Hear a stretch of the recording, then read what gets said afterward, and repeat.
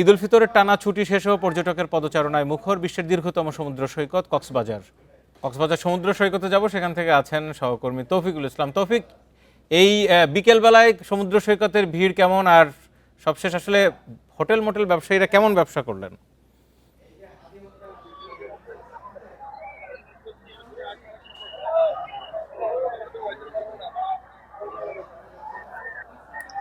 টানা ৭ দিনের যে ছুটি সেটি শেষ।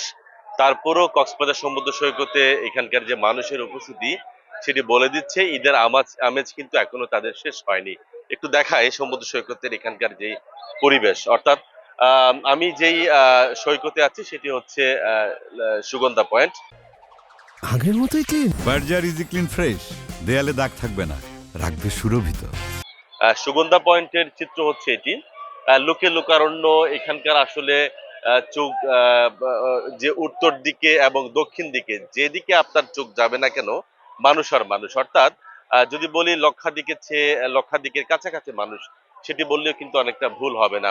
তবে যেহেতু ছুটি শেষ, মানুষ এখানে প্রচুর দেখতে পাচ্ছি। আমি হোটেল ব্যবসায়ীর সাথে কথা বলেছি, তারা আমাদেরকে জানিয়েছেন তাদের আসলে শতভাগ হোটেল বুকিং না হলেও কিন্তু তার কাছাকাছি বুকিং হয়ে গেছে। তবে ব্যবসাটা অনেকটা খারাপ নয়। তারা যে আশা করেছেন সেরকম আশা না হলেও মোটামুটি তারা ভালো ব্যবসা করেছেন বলে তারা আমাকে জানিয়েছেন। তবে আমরা যেটুকু দেখতে পাচ্ছি, লক্ষাধিক পর্যটক হওয়ার কথা যে আশা যারা করেছেন, তবে এরকম না হয়নি। অর্থাৎ আমরা যেহেতু কক্সবাজারে যেহেতু ৪০০ চেয়ে বেশি হোটেল মোটেল রয়েছে, একদিনে এখানে ১ লক্ষ বা তার চেয়ে বেশি মানুষ থাকার ব্যবস্থা রয়েছে। তো সেই হিসেবে যদি ৮০% বুকিং হয়, হয়তো বা প্রতিদিন ৮০,০০০ বা এর চেয়ে এরকমই লোক হয়েছে। তবে হোটেল ব্যবসায়ীরা বলছেন তারা যে আগের যে ক্ষতি হলেও তারা পুষিয়ে নিতে পারবেন।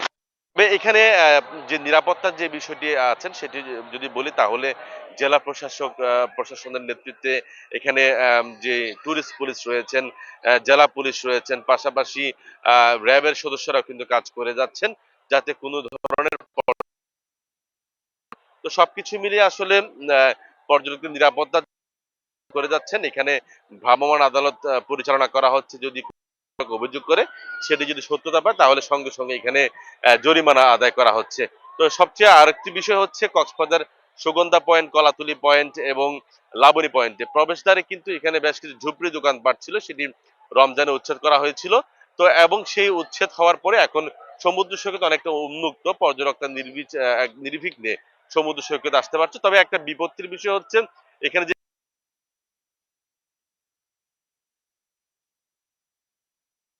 ব্যবস্থাপনার কথা বলি, তাহলে এখানে নোংরা, অপরিষ্কার, অপরিচ্ছন্ন পরিবেশ বিরাজ করছে। যত হকার আপনি দেখতে পাচ্ছেন, এখানে হকার রয়েছে, তারপরে এখানে চিপসের প্যাকেট এগুলো ফেলা হচ্ছে। এগুলো আসলে নজরদারিতার মধ্যে নেই। তবে একটু একটু আগে আমরা দেখেছি ট্যুরিজম বোর্ডের নেতৃত্বে এখানে ৫০ জনের একটি তারা পরিষ্কার পরিচ্ছন্নতার কাজ করছে বলে তারা। লিপু, আপনাকে অনেক ধন্যবাদ। আমরা দেখতেও পাচ্ছি অসংখ্য পর্যটক একেবারে মুখর হয়ে আছে সমুদ্র সৈকত।